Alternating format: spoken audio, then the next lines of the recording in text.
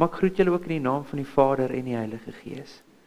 En ons kan regtig Here dankie sê vir hierdie week, waar ons ook vanuit die woord kon geleer het, ingeneem het en hopelik ook kon gegroei het. En ja, ons gee hierdie week af aan die Here en vertrou op hom dat hy vrug sal dra, vrug sal gee as gevolg van die boodskappe. Nou voordat ons verder gaan, kom ons sluit eers die oë en soek die aangesig van die Here. Laat die woorde van my mond en die oordeenkinge van my hart, Here, welbehaaglik wees voor U aangesig, my rots en my verlosser. Aan U kom al die eer en die heerlikheid. Amen. Ons gaan nou nie 'n openingslied sing nie, en dan nooi ek u wel uit om saam met my oop te maak in die woord van die Here by Efesiërs 5 vanaf vers 1. Ek gaan ons saam lees tot en met vers 21. Gee kans vir die wat hulle Bybel saamgebring het, dat julle saam hier kan oopmaak.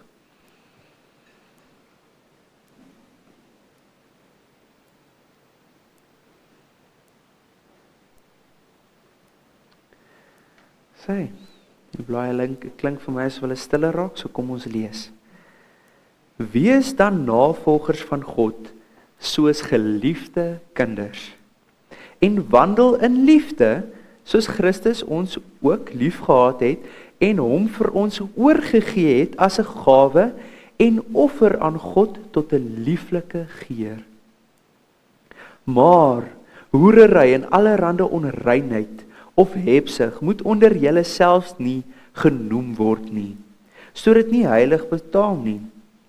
Ook nie gemeenheid en dwaase of lawwe praatjies wat nie pas nie, maar liewer danksegging. Want dit moet julle weet, dat geen hoereerder of onreine of gierigaard, wat 'n afgodedienaar is, 'n erfdeel in die koninkryk van Christus en van God nie. Laat niemand julle met ydel woorde verlei nie, want daardeur kom die toorn van God oor die kinders van die ongehoorsaamheid. Wees dan nie hulle deelgenote nie, want vroeër was julle duisternis, maar nou is julle lig in die Here. Wandel soos kinders van die lig. Want die vrug van die Gees bestaan in alle goedheid en geregtigheid en waarheid. En beproef wat die Here welbehaaglik is, en hou nie gemeenskap met die onvrugbare werke van die duisternis nie, maar bestraf dit liewer. Want wat in die geheim deur hulle gedoen word, is skandelik selfs om te noem. Maar al die dinge wat deur die lig bestraf word, word openbaar. Want alles wat openbaar word, is lig. Daarom sê hy, ontwaak, jy wat slaap, en staan op uit die dode, en Christus sal oor jou skyn. Pas dan op, dat julle nougeset wandel, nie as onwyse nie, maar as wyse. En koop die tyd uit, omdat die dae boos is. Daarom moet julle nie onverstandig wees nie, maar verstaan wat die wil van die Here is. Moenie dronk word van wyn nie, daarin is losbandigheid, maar word met die Gees vervul. Spreek onder mekaar met psalms en lofsange en geestelike liedere, en sing en psalms sing in julle harte tot eer van die Here. Terwyl julle God die Vader altyd vir alles dank in die naam van ons Here Jesus Christus, en aan mekaar onderdanig is in die vrees van God. Net tot sover uit die onfeilbare woord van ons Here Jesus Christus. Vra dat ons die oë sal sluit, en dan bid ons eers saam. Almagtige Heer, Skepper van hemel en aarde. Ek dank U dat ons hier vir laaste maal by mekaar kan kom, Here. Nou nie in die toekoms ook nie, Here, maar waar ek U preke gaan lei, Here, waar ek gaan preek, Here. Maar ek dank U, Here, vir die geleentheid, Here, wat U gegee het, dat ek hier kon kom preek, Here. Dat U woorde in my hart kom lê het, Here, om met hierdie mense, U kinders, Here, te kom deel. En my gebed gaan tot U, Here. En vra Here dat die boodskap wat gepreek is, Here, in hulle harte sal bly. Dat hulle dit nie sal vergeet nie. Dat hulle nie weer te besig sal word of blind word en nie sien wat is u betrokkenheid in hulle lewens nie.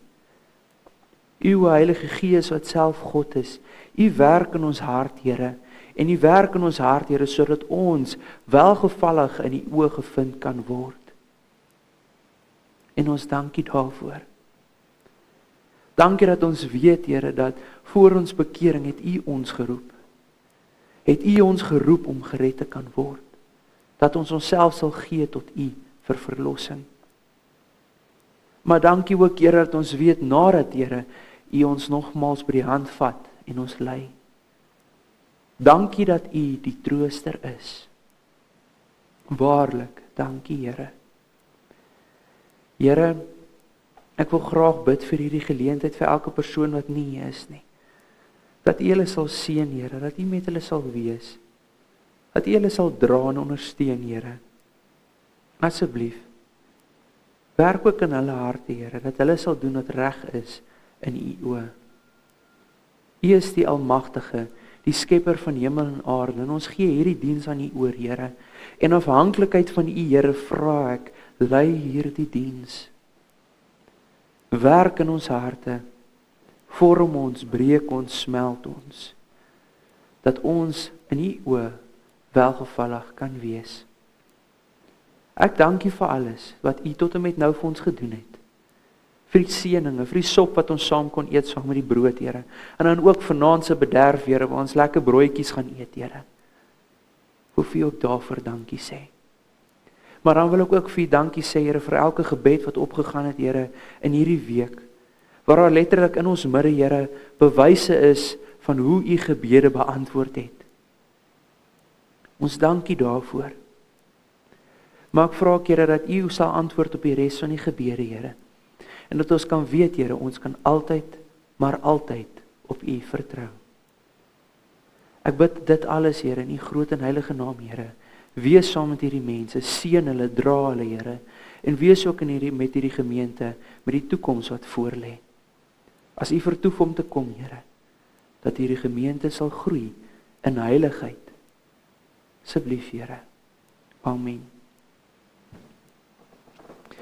Ek wil graag die aandag plaas op Efesiërs 5 vers 18 wat sê, moenie dronk word van wyn nie. Daarin is losbandigheid, maar word met die Gees vervul. En dan gaan ons ook kyk vanaand na die tema, die werk van die Heilige Gees tot vervulling met die Gees. En geliefde broers en susters, kinders van God, ons het gisteraand het ons bietjie vlugtig gekyk na wat is heiligmaking? Wat is dit? En ons het dit so vlugtelings genoem, dan van 'n geraak, wat is dit?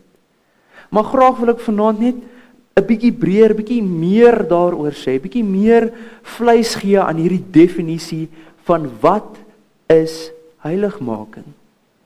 Wat gebeur in hierdie proses? Nou, die proses begin wanneer 'n kind van God, wanneer 'n persoon gered word en 'n kind van God word. Hy word wedergebore. En dan met sy wedergeboorte is daar 'n roepe van God na hom om gelykvormig te word aan Jesus. Om dan te streef daarna om meer te word soos Jesus. Nou hierdie proses begin direk nadat 'n persoon wedergebore is. En dan werk die Heilige Gees in daai persoon se lewe. Hy groei en hy groei, maar daar's nogmaals stryd in sy lewe. En dan behoort dit uit te loop op 'n punt, 'n krisis in sy heilige te ontvang, waar hy gedoop word met die Heilige Gees. Dit lei dan daarna toe, dat hierdie persoon toeneem in sy groei in heiligmaking. Hy beleef 'n konstante groei in heiligmaking. En dan word dit gevolg deur nog invullings. Nog kere wat die Heilige Gees dieper en dieper en dieper delg in daai persoon se hart. Waar die persoon nog 'n tree vat in gehoorsaamheid aan God. So, wedergeboorte. Hier begin die proses. Krisis. Verandering. Die inwendige sonde word uitgeskop. Heilige Gees neem oor. En nou is daar 'n effektiewe groei in hierdie persoon se heiligmaking. Minder stryd. Nou die vraag wat wel gevra moet word is, waarom is dit nodig dat 'n kind van God in die Gees gedoop moet word, deur die Gees gedoop moet word? Waarom is dit belangrik dat hy hierdie punt sal bereik? My geliefdes, ek wil graag die aandag laat fokus op Efesiërs 5 vers 1 en 2. En nie eintlik ook net onthou van wat ons gelees het. Deel van hierdie proses aan die heel begin, dan word jy geroep tot heiligmaking, tot om gelykvormig te word aan Christus. En dan onthou hierdie eerste woorde, Efesiërs 5 vers 1 en 2. Wees dan navolgers van God, soos geliefde kinders, en wandel in liefde, soos Christus ons ook lief gehad het, en hom vir ons gegee het, as 'n gawe en offer aan God, tot 'n lieflike geur. En wandel in liefde, soos Christus ons ook lief gehad het. Roep tot heiligmaking, oproep tot heiligmaking. Daar moet liefde in jou lewe te vind wees. Wat is liefde? 1 Johannes 5 vers 3 sê dit ook so mooi dat wanneer ons lief het, dan bewaar ons die gebooie. Want dit is die liefde tot God. Dat ons sy gebooie bewaar en sy gebooie is nie swaar nie. Ons weet sekerlik, meeste van die sekerlik wat hier is, weet wat is die grootste gebod. Jy moet God lief hê, vertikale liefde, en jy moet jou naaste lief hê, horisontaal. Dit moet gevind wees in jou lewe. En dan sien ons ook in Romeine 13 vers 10, wanneer word die wet vervul? Wanneer onderhou ons die gebooie van God, wanneer ons liefde het teenoor ons naaste? Romeine 13 vers 10 sê, die liefde doen die naaste geen kwaad nie, daarom is die liefde die vervulling van die wet. Geliefdes, deur om vir God lief te wees, deur om vir jou naastes lief te wees, en die gebooie te onderhou wat God uiteengesit het, vervul jy daai wet? Kom jy dit na? Betoon jy teenoor God dat jy lief is vir hom? Betoon jy teenoor jou naaste dat jy lief is vir hom? Maar is altyd 'n probleem as ons daarna kyk. Want wat gebeur? Nogmaals doen ons sonde. Die liefde in ons streef na om heilig te wees, is nog nie voltooi nie, is nog nie volkome nie. Dis 'n probleem. En dit lei daarna toe dat ons in sekere opsigte nie optree in liefde teenoor God en teenoor ons naastes nie. En dit is sonde.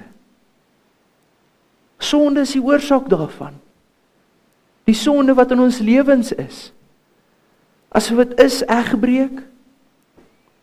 Asof dit is begeertes na jou begeerte vir wat jou aan buurman het. As dit is om lasterlik te praat, om God se naam lasterlik te gebruik, vra jouself die vraag, is daar in dit liefde? Nee. In sonde, in dit wat sleg is daar nie liefde nie.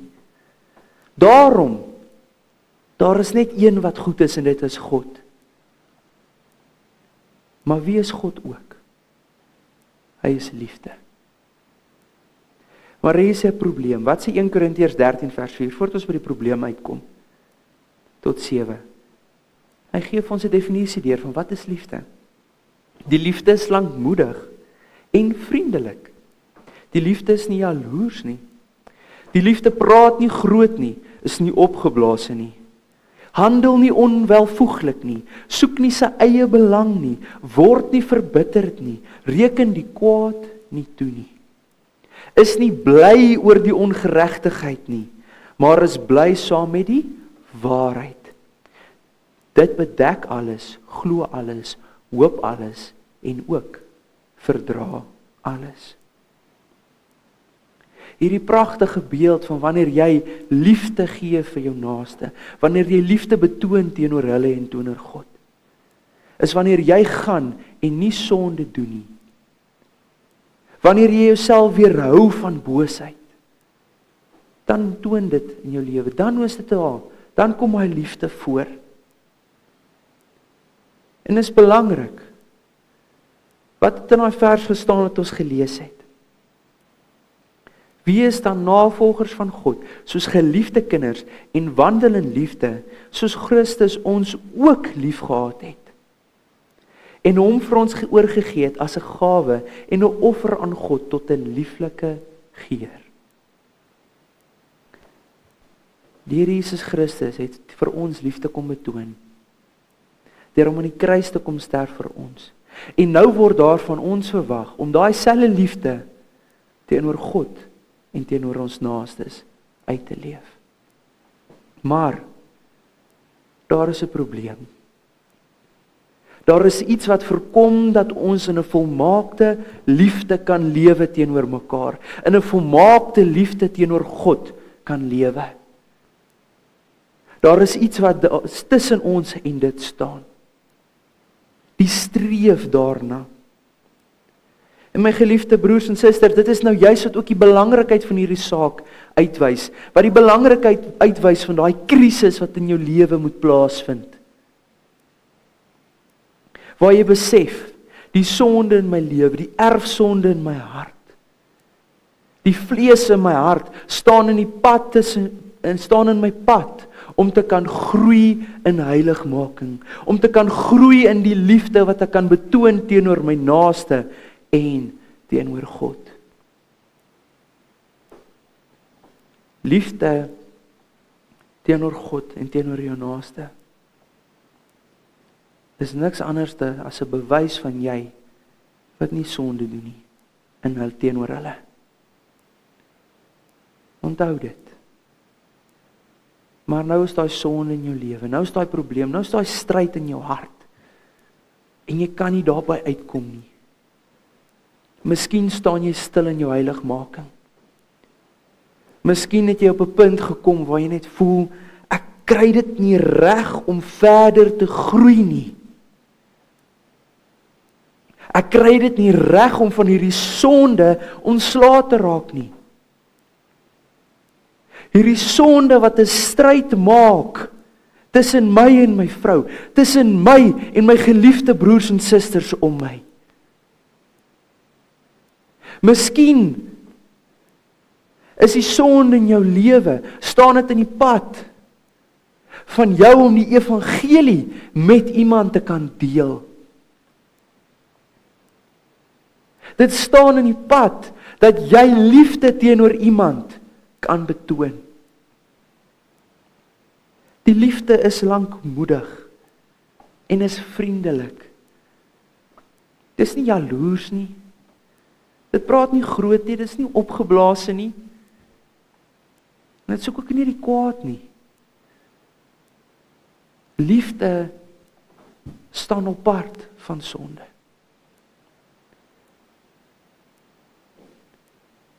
En nou kom die oproep, nou is die doel hierso. Die doel van hierdie boodskap is om u uit te wys dat u by hierdie keuse moet uitkom, by hierdie krisis moet uitkom. Sodat u kan groei in heiligmaking en kan groei in die liefde wat jy vir almal om jou het en jou liefde vir God.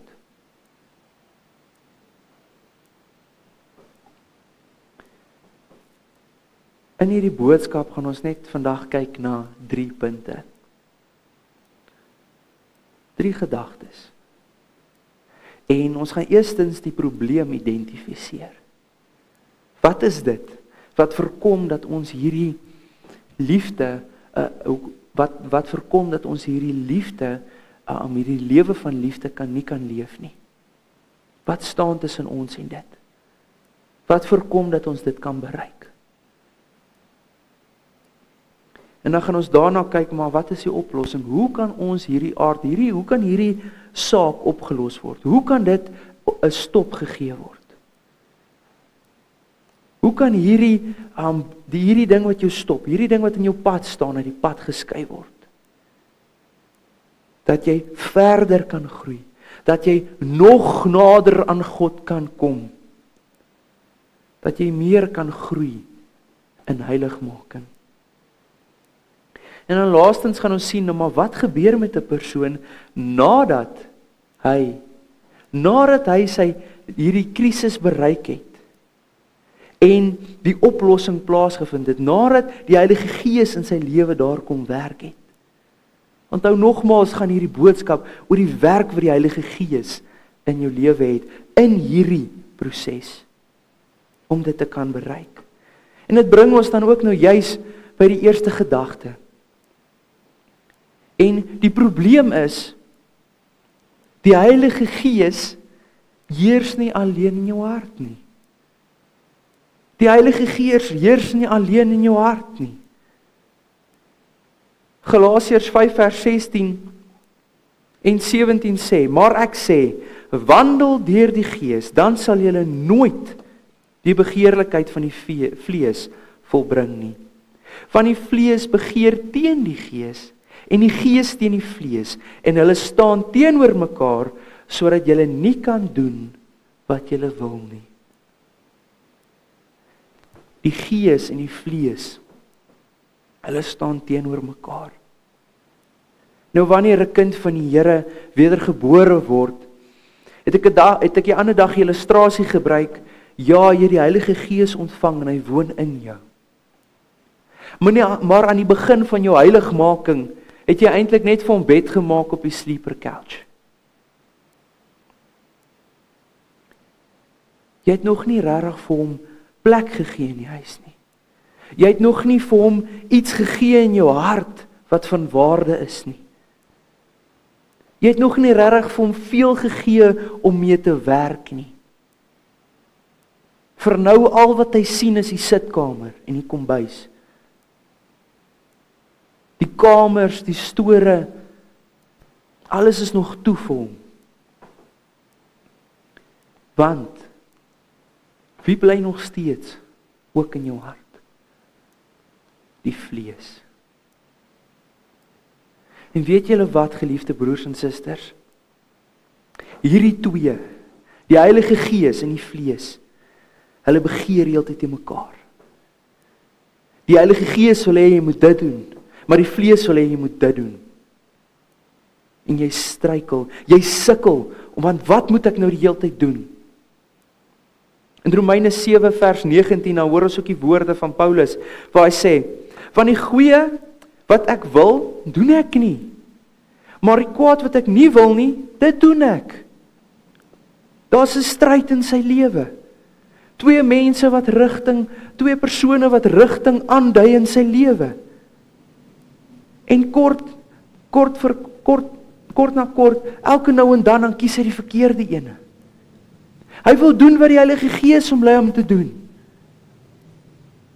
Maar die vlees wat heers, hy nie gaan soontoe, en dan in sy dwaasheid luister hy na hierdie bedrieglike woorde, en hy volg dit na, en doen hy sonde.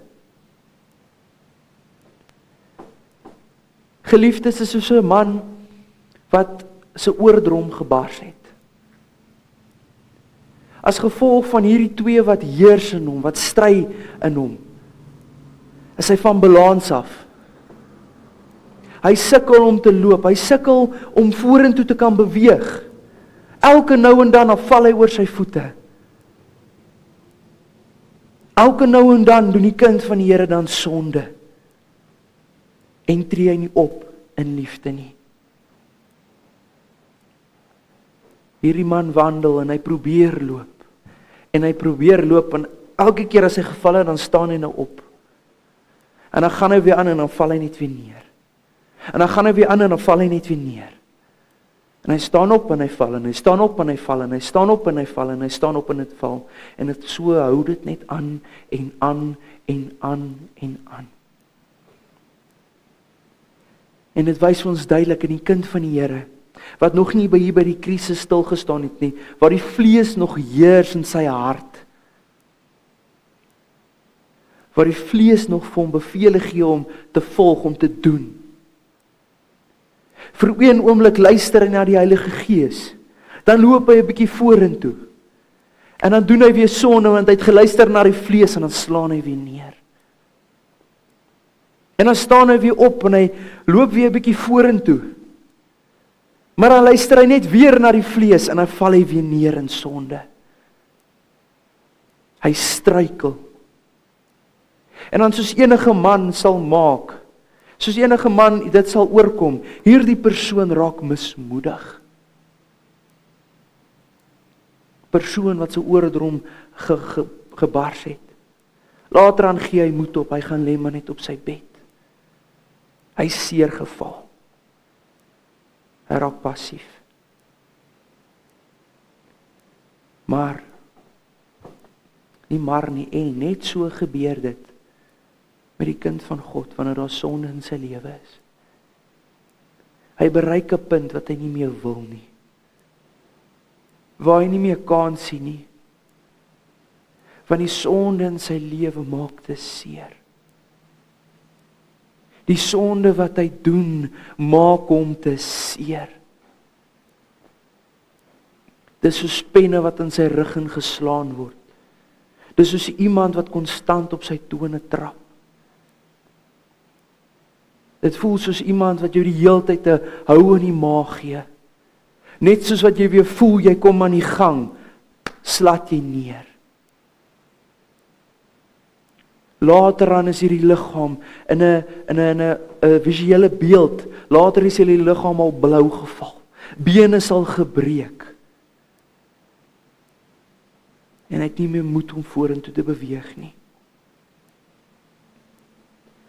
Maar so gaan dit aan. So gaan hierdie stryd aan. Die vlees begeer teen die gees en die gees begeer teen die vlees. En ons sal hierdie oorlog in hulle hart, in jou hart. Dit is soos 'n paleis waar daar 'n troon is. Nader die kind van die Here gered is die Heilige Gees klaar in hierdie paleis, maar die vlees sit nog op die troon. En wanneer die vlees 'n bevel gee en sê doen dit, geliefdes, dan kan ons seker ook nie weet dat die Heilige Gees nie gaan stil bly nie. Nee, moenie dit doen nie.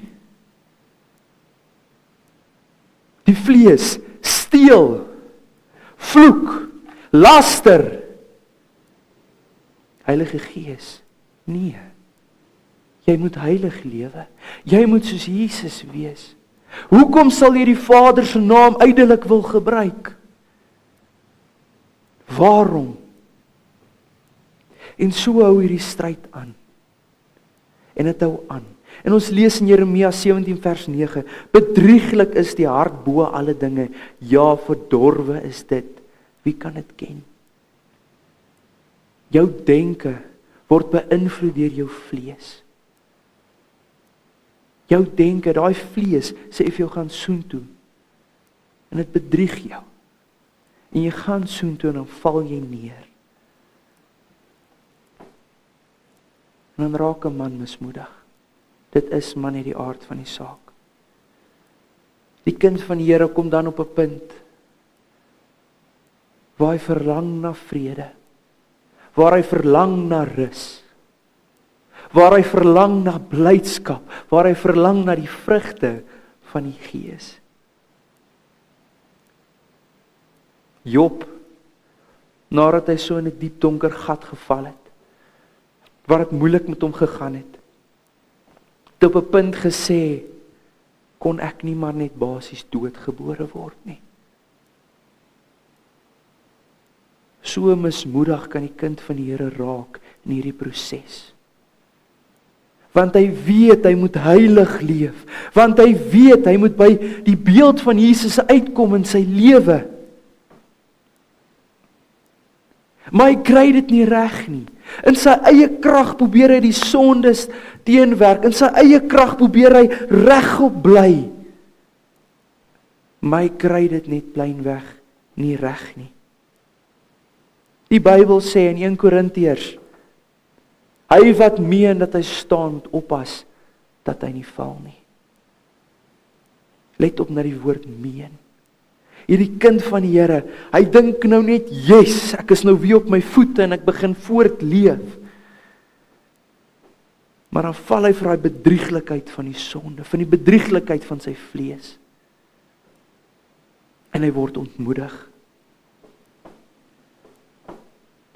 Geliefdes, in hierdie hele geaardheid, hierdie hele gebeurtenis wat plaasvind, bring 'n kind van die Here net tot op 'n punt waar hy verlang na 'n verlossing van die sonde in sy lewe. Waar hy verlang na die krag van God. Want hy kry dit nie meer in sy eie mag, in sy eie krag reg nie. Dit wat hy dink hy doen reg doen, misluk. Dit wat hy dink werk, misluk. En dan elke keer wat hy sonde doen, dan vind hy homself net onder die wet van die sonde. Dan vind hy homself net waar hy die erfsonde van in sy hart gevolg het. En my geliefdes, wanneer jy onder hierdie wet van die sonde val, wanneer jy sonde doen, dan voorkom dit dat die Heilige Gees in sy volle krag, in sy volle leiding in jou lewe kan werk. Hoekom? Want jy volg nog die vlees. Jy luister nog na die vlees. Dit is soos 'n teddybeer wat aan 2 arms deur kinders gevat word. En die een kind trek soontoe en die ander kind trek soontoe. En hy weet nie meer wat om te doen nie. En hy teddybeer breek, hierdie beertjie breek. Maar dank die Here, waarlik ons kan vir hom dankie sê. Daar is vir ons wat sy kinders is, verlossing van hierdie inwendige sonde, van hierdie stryd wat in ons hart is. Daar is vir ons verlossing. Iemand het by 'n geleentheid gesê dat baie mense wil sê, God gaan net hier by jou wedergeboorte verlos hy jou, en dan gaan jy nou maar aan in jou heiligmaking. Maar dis nie die enigste verlossing wat God in jou lewe wil werk nie. Hy wil jou vrymaak van die vlees wat in jou hart is. Hy wil jou vrymaak van die vlees wat jou denke vul met bedrieglike dinge. Hierdie hele ding, hierdie hele stryd, lees ons wat Paulus ook geskryf het, daar waar ons vroeër gelees het, dit wat ek wil doen, dit doen ek nie. Maar dan gaan hy ook later en hy uiter hierdie woorde, in Romeine 7 vers 24, ek, elendige mens, wie sal my verlos van die liggaam van hierdie dood? Here, wie kan my verlos van hierdie stryd wat my vrede steel? Here, wie kan my krag gee dat ek hierdie sonde kan oorkom?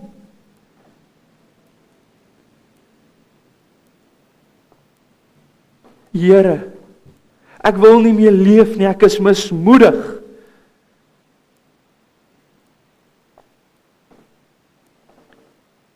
Daar is verlossing. Daar is iets wat daai stryd binne u kan stilmaak. En dit bring ons juis by die tweede gedagte. Die Heilige Gees moet alleen heerskappy verkry in jou hart. Vir jou om vrede in jou hart te hê, moet die Heilige Gees heerskappy verkry. Romeine 8 vers 2. Want die wet van die Gees van die lewe in Christus Jesus het my vrygemaak van die wet van die sonde en die dood.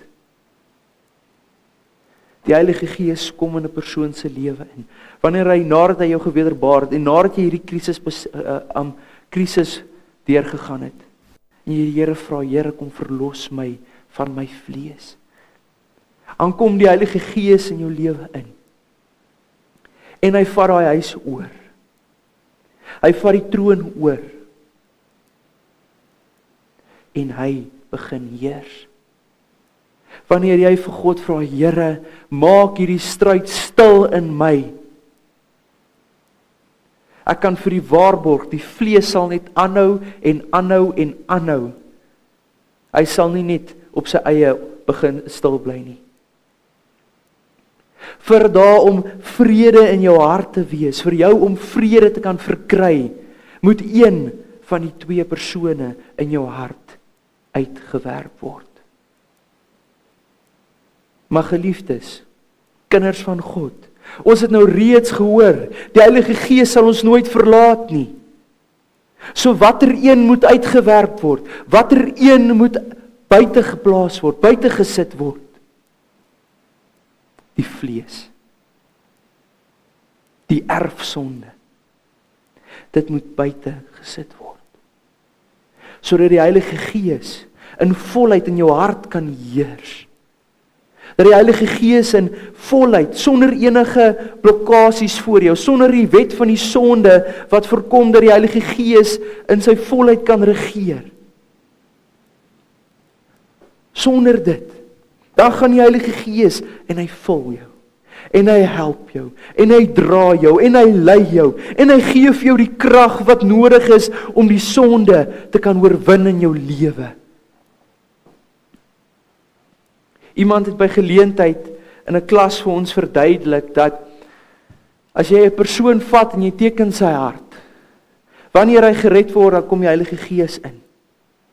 Let wel op, hierdie persoon het 'n liggaam en daar is sy hart.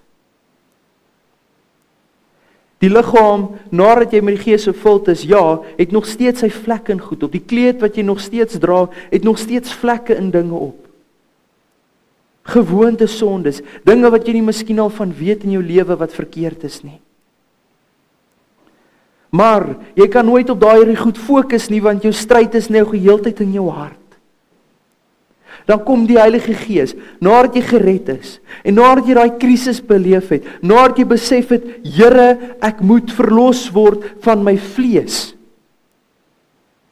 Dan kom die Heilige Gees en hy haal daai erfsonde uit jou hart uit, en hy werp dit eenkant, en hy vul jou hart. So nou is jou denke nie meer gebaseer op vleeslike dinge nie. Nou is jou denkwyse, jou manier van redenasie, nie meer gebaseer op dit wat die vlees vir jou gesê het, of die vlees jou bemoedig het om te doen nie. Dit kom nou van die Heilige Gees. So wat gebeur? Die wil van God in jou lewe sien jy duideliker. Die stem van die Heilige Gees is duideliker in jou hart. Jy het op 'n punt gekom waar jou wil en God se wil in harmonie gebring is. Dit wat jy wil, jou denke wat nou verander het nou veroorsaak dat dit wat jy wil ooreenstem met wat God wil. En is nie meer die saak van dit wat ek nie wil nie, dit doen ek. Nou is dit die saak van dit wat ek wil, dit kan ek doen. Ek het nou die krag van die Heilige Gees in my. Ek het nou die Heilige Gees wat my maklik, eenvoudig kan lei, want ek kan sy stem duidelik hoor. Ek het nou vrede in my hart. Paulus skryf aan Kolossense, die gemeente vandaag, en hy skryf vir hulle, en hy sê eerstens, ek is dankbaar om te hoor, dat julle kinders van God is, dat daar vrug in julle lewe is, dat julle gered is. Maar dan gaan hy voor, en hy antwoord, en hy sê, ek wil graag vir julle bid.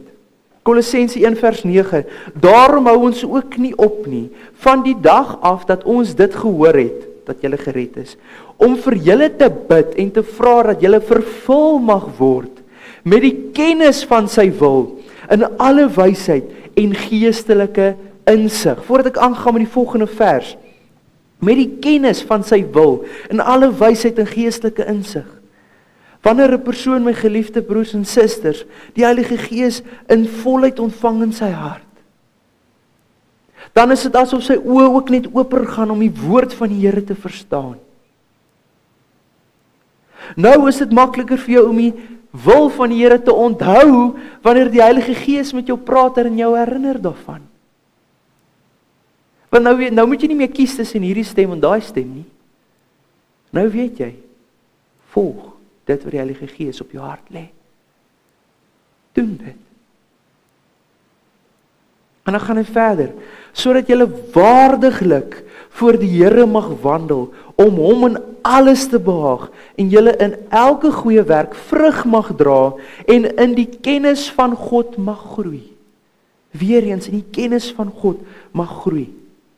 Sodat hierdie liefde, die liefde wat in ons lewe moet wees, kan tevore kom.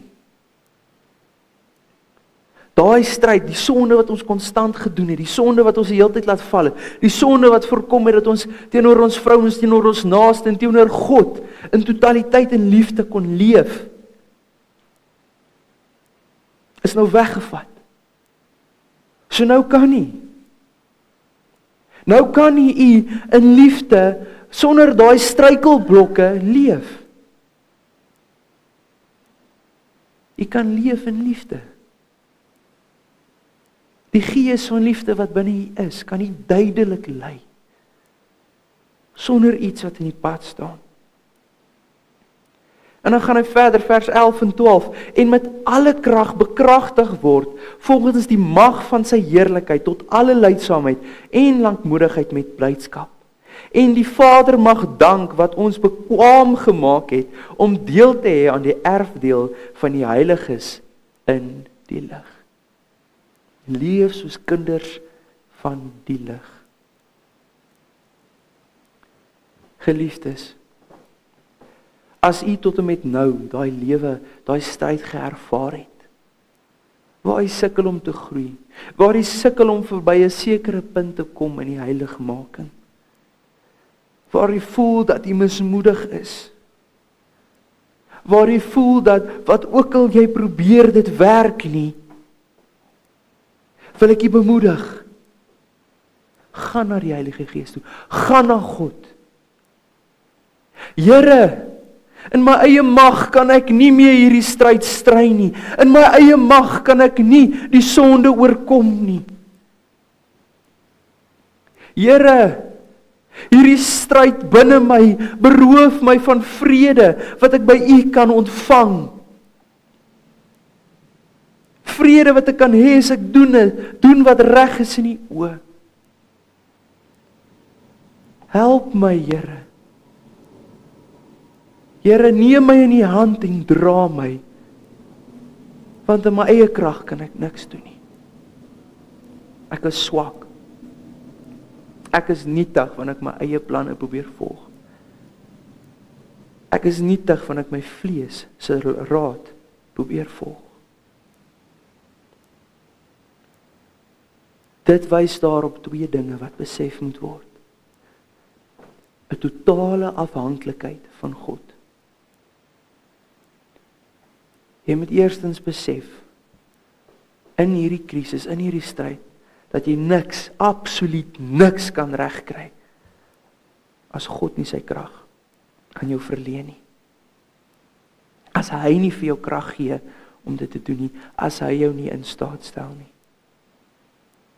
Maar ook, dat jou wil, jou idees, jou denke nie werk nie. Jou vleeslike denke en idees nie werk nie. En dat slegs dit wat God wil, dit wat God se wysheid en raad is, werk. Dis al. Wat dan mooi is, Galasiërs 5 vers 18 sê, maar as julle deur die Gees gelei word, dan is julle nie onder die wet nie. Dan is julle nie onder die wet van die sonde nie. Dan lewe julle nou 'n lewe wat reg is in die oë van die Here. En die Heilige Gees, nadat daai erfsonde uit jou lewe uitgegooi het, gewerp het, kom hy in jou lewe in. En hy dra jou dag vir dag. Hy lei jou. Hy gee vir jou krag. Maar geliefdes, wat ek wel wil sê is, wanneer jy nou na God gegaan het en gevra dat hy jou sal verlos van jou erfsonde, is dit wel moontlik vir jou om 'n stop te kan sit op die Heilige Gees wat in sy volheid jou ondersteun. Want al is jy geesvervuld, al is jy gedoop in die Heilige Gees, kan jy nog steeds die keuse maak om sonde te doen. Jy is nie nou ewe skielik sondeloos nie. Maar die leiding van die Heilige Gees en die krag van die Heilige Gees is soveel meer sterker en teenwoordig in jou lewe. Maar dank die Here dat ons, wanneer ons sonde gedoen het, onsself kan bekeer, ons dit kan bely en dit kan laat staan. En wanneer jy dit laat staan het, wanneer jy dan dit bely het en laat staan het, dan kan die Heilige Gees weer ten volle in jou lewe kom. En dan kan jy weer konstant groei in jou verhouding met God. Konstant. Kan jy konstant in liefde teenoor jou naaste en teenoor God handel. Dit bring ons by die laaste gedagte, en daar is 2 duidelike tekens wat tevore sal kom in jou lewe. En die laaste gedagte is dan, deur die vervulling met die Heilige Gees, is daar nou resultate. En ek wil graag vir eers Handelinge 1 vers 8 lees wat sê, maar julle sal krag ontvang, wanneer die Heilige Gees oor julle kom, en julle sal my getuies wees in Jerusalem, sowel as in die hele Judea en Samaria, tot aan die uiterste van die aarde. Wanneer jy die Heilige Gees ontvang in totaliteit, en jy gevul word in jou hart met hom, dan ontvang jy die krag van die Heilige Gees. Jy ontvang die krag wat hy besit. En in daai krag, my geliefde broeders, help hy jou om die dinge te oorkom wat jy gedink het jy nooit sou kon oorkom nie. Dinge wat voor jou gestaan het, wat soos 'n berg gelyk het, maak hy klein en hy maak dit 'n ou klippie. Want die krag van God is in jou. En hy help jou en hy dra jou. Maar ook geliefdes, dan sien ons dat wanneer 'n persoon met die Heilige Gees gevul word, dan is daar 'n duidelike heiligmaking proses in sy lewe. Sonder twyfel kan mense in sy lewe sien, hierdie man verander, hierdie vrou verander. As ek hom weer sien, het die Here man net nog iets in sy lewe verander. Om net nog iets in laat vorder. So hierdie krag en hierdie heiligmaking is 'n duidelike resultaat van die Heilige Gees wat in 'n persoon se lewe ingekom het en hom gevul het. Heiligheid. Hierdie proses, hierdie stryd wat jy nou juis gehad het, is nou makliker gemaak. So jy kan makliker groei. Krag om te doen wat reg is. En kennis en wysheid vanaf God om dit te doen wat ook reg is. Geliefdes, ons vat saam. In hierdie boodskap het ons gekyk na wat is heiligmaking en dat dit op die uiteinde behoort uit te loop uit te draai by 'n krisis. 'n Krisis waar die kind van God besef, maar daar is twee dinge. Daar is iets in sy lewe wat voorkom dat hy kan groei in heiligmaking. En dit is daai inwendige sonde, daai erfsonde. Maar ook hy wat in sy eie krag wil wandel. Geliefdes, wanneer 'n kind van die Here dan op hierdie punt kom en hy besef en hy moet na die Here toe gaan en vra, Here asseblief, help my. Here, red my van my eie vlees. O elendige mens, wie kan my verlos van dit? Ek, o elendige mens. En jy gaan tot die Here en jy vra vir die Here, Here, ruk hierdie goed uit my lewe uit en kom vul U dit. Ek gee nou aan U die sleutels van my huis, die sleutels van my hartskamers. Ek, Here, wil U op die troon hê. Neem die troon vir U en skop die vlees uit. Dat ek kan doen wat reg is in U oë. Dat ek in liefde kan optree teenoor U en my geliefdes om my. My naastes. Asseblief, Here. Die Heilige Gees kan dit doen. En hy kan dit vir U doen en hy wil dit vir U doen. Sodat U vinniger en meer met 'n hoër tempo kan groei in heiligmaking. Sodat U heiligmakingsproses kan toeneem. Dat dit nie meer sal kom op 'n punt waar dit tot stilstand kom nie. Maar dat hy U sal aanhou lei om te doen wat reg is. Dat hy U sal aanhou lei in die kennis van God, in die wil van God. En dat hy dit sal regmaak wat in jou lewe verkeerd is. Daar, as gevolg van dit, geliefde broeders en susters, wanneer die Heilige Gees dan in jou lewe kom en dit bewerk, dit doen, dan skenk hy aan jou krag. Hy gee vir jou krag wat jy nie oorspronklik gehad het nie. Hy gee vir jou krag om take te kan verrig, om te kan doen wat reg is in die oë van die Here. En dan ook, geliefde broers en susters, in hierdie persoon se lewe, is daar dan vrug wat tevore kom. 'n Resultaat. Hy groei vinnig in heiligmaking. Nou ewe skielik is daar 'n nuwe vrug in sy lewe te vind. 'n Nuwe ding wat die Here met hom 'n pad gestap het. Geliefdes, as U hier sit vandag en U weet,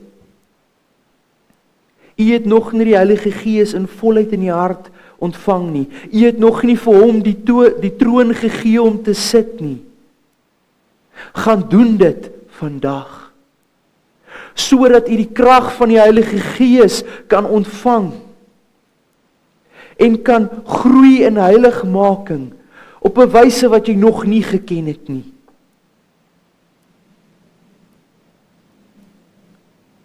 Gaan na die Heilige Gees toe, gaan na God en vra hom, verlos my van myself. Gee jouself aan die Here. Gee jou wese aan die Here. Laat hom oorneem.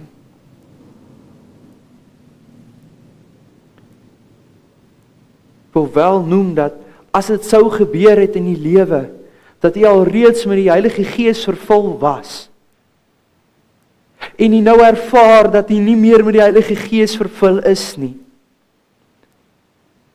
want jy kan dit verloor. Jy kan daai krag verloor. Dan wil ek vir u vra, u weet wat het u verkeerd gedoen. U weet wat is dit wat u gaan plaas het tussen u en daai heiligmaking, tussen u en daai verhouding met God. Gaan bely dit en laat dit staan. En vra tot die Here om weer in volheid in die lewe te werk. Amen. Kom ons bid saam. Almagtige Here en Hemelvader, en so sluit ons ook nou, Here, hierdie hele reeks af. En ek vra, Here, dat U asseblief in die harte van hierdie mense gewerk het, van elke persoon wat luister na die boodskap. Here, dat as hulle voel, Here, in hulle eie krag kry hulle niks reg nie. En hulle voel net mismoedig, Here. En hulle voel miskien soos Job, Here, wat sê, kon ek nie maar net doodgebore geword het nie. Dan sal ek rus kon hê. Vra ek, Here, dat U asseblief hulle sal dit besef, hulle moet stil staan. En hulle moet tot U bid en vra, Here, verlos my van myself. Verlos my van my vlees. Verlos my van my eie hart. En vul U dit. En Here, dan vra ek ook tot U, Here, dat U dan daai duidelike verandering in hulle lewe sal wys. Sigbaar maak. Dat hulle sal sien, Here, in watter krag hulle nou wandel. En ook, Here, hoe hulle toeneem in heiligmaking. Asseblief, Here. Ons weet, Here, saam met hierdie ding, Here, sal er aan vrug gelewer word. Ek vra dat dit ook tevore sal kom. En dat mense dit sal kan sien, Here. Here, dat mense die liefde dan ook sal ervaar, Here, wat uit hierdie persone se lewens uitgaan, Here. Dat hulle sal kan vra, wat het hierdie persoon wat ek nie het nie? Wat is dit wat hy doen, dat hy so kan groei? En Here, dat op die ou tye, Here, dat daai persoon sal besef, Here, dis nie die persoon nie. Dis nie die persoon in sy krag nie, maar dit was maar net nie. Maar dit was U, o Heilige Gees. Werk in elke persoon se hart vanaand. Ons is in totaliteit afhanklik van U om te kan groei. En daarom nader ons die troon en ons vra tot U. Help ons, Here. Dra ons. Neem oor. Amen. Ek nooi om saam met die slotlied te sing wat op die bord gaan verskyn. As ek dit reg onthou, is die lied My alles op die altaar en wag. OK. Lyk my met die krag wat uitgeskop het. OK. Nee, dis OK. Maar geliefdes, nogmaals wil ek dit vir u sê. Die lied sê, my al is op die altaar en wagtend op die vuur. My al. Gaan plaas jou alles in die hande van die Here en vertrou op hom. Dan sal daar vrug in jou lewe tevore kom. Dan sal daar 'n toename in heiligmaking plaasvind wat jy nooit ooit in jou eie krag kan regkry nie. Kom ons bid om die seën van die Here. Ontvang die seën van die Here. Mag nou die genade van ons Here Jesus Christus, die liefde van God ons Vader en die gemeenskap van die Heilige Gees wees en bly met u elkeen. Amen.